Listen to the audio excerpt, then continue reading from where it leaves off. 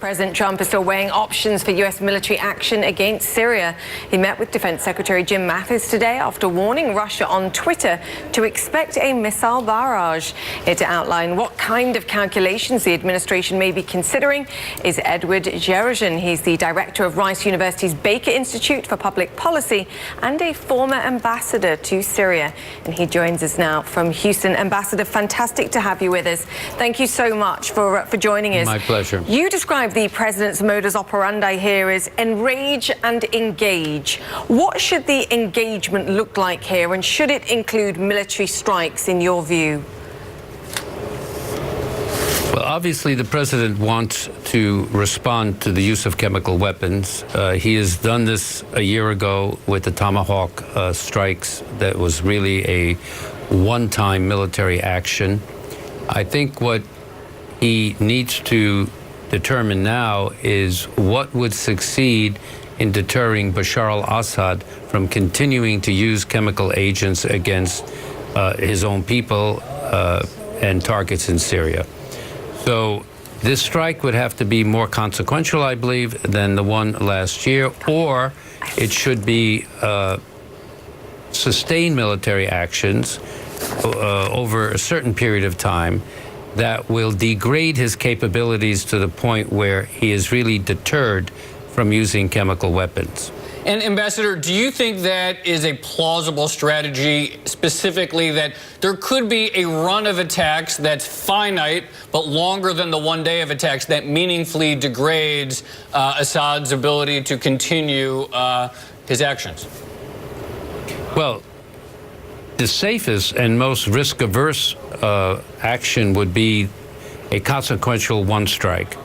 But once you go into sustained or more prolonged strikes, not only missiles but perhaps aircraft, then the risks really are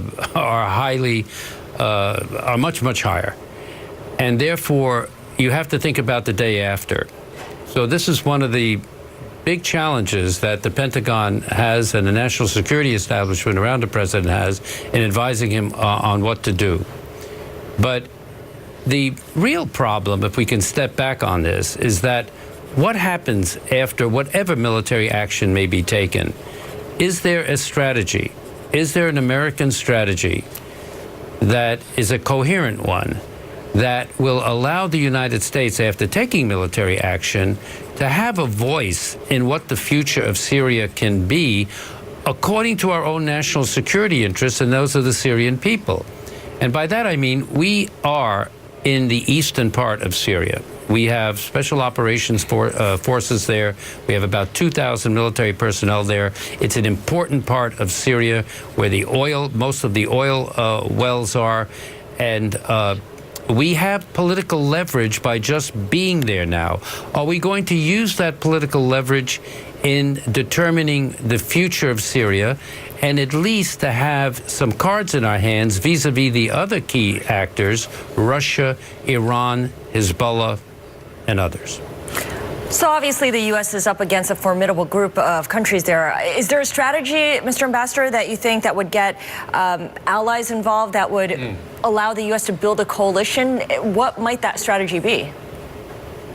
Well, I think you have the beginnings of a coalition. The French, the UK, certain of our Arab partners, I think, would be with us in some sort of military action. But again, it's the day after. What happens the day after? And of course, these strikes have to be very carefully calibrated in terms of deconfliction from Russian forces. The objective here is not Russia. The objective here is Syria and Bashar al-Assad and his regime and his use of chemical weapons. That's the objective. Now, when I use the phrase that the president's modus operandi is to enrage and engage, he's very transactional as a president. He likes to disrupt things before he engages in negotiations. It is part of his DNA. And that's fine if you're going to be disruptive, but you have to have a plan after this disruption that makes sense. Is working with Russia part of that plan, Ambassador? Because, you know, if we look at even at the air capabilities of Syria since the attacks a year ago, the Russians have helped them reinforce those to be able to better withstand further attacks from the United States or whoever. Is there a prospect here of, particularly given the pressure now that Vladimir Putin himself is under as a result of the latest sanctions, that actually he picks up the phone to President Trump and goes, look, okay, how can we broker some kind of a deal here or an arrangement? Because whatever the objective is for the future of Syria, you've got Iran and you've got the Russians who simply want to allow Assad to stay where he is. Right, and you put your finger on something very important, which is that Bashar al-Assad would not have survived this long without, first, Iranian support. The Iranian support is on the ground. They have military fighters, the Al-Quds Brigade and others on the ground, and militias on the ground in Syria. They have the highest stake in maintaining Bashar al-Assad in power because for them, he is instrumental. It's not a land bridge, as the media always talks about, but it's an Iranian bridge of influence from Tehran through Baghdad to Damascus to Lebanon and Hezbollah. And they're very skillful in what they've done in terms of establishing and expanding this political military corridor of influence. The Russians are there because they have bases, they have military bases in Syria. Syria, they have a transactional relationship and an arms relationship with them. And Putin feels that Bashar is the best option other than the Islamist extremist groups. Yeah, and that's key. And then you have Hezbollah.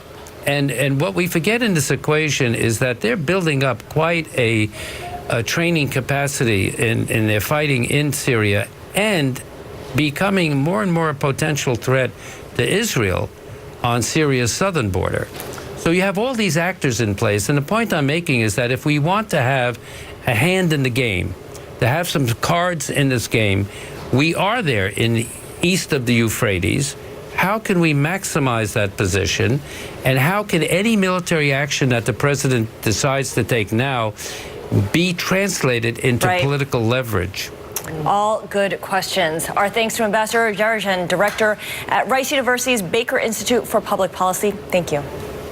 You're welcome.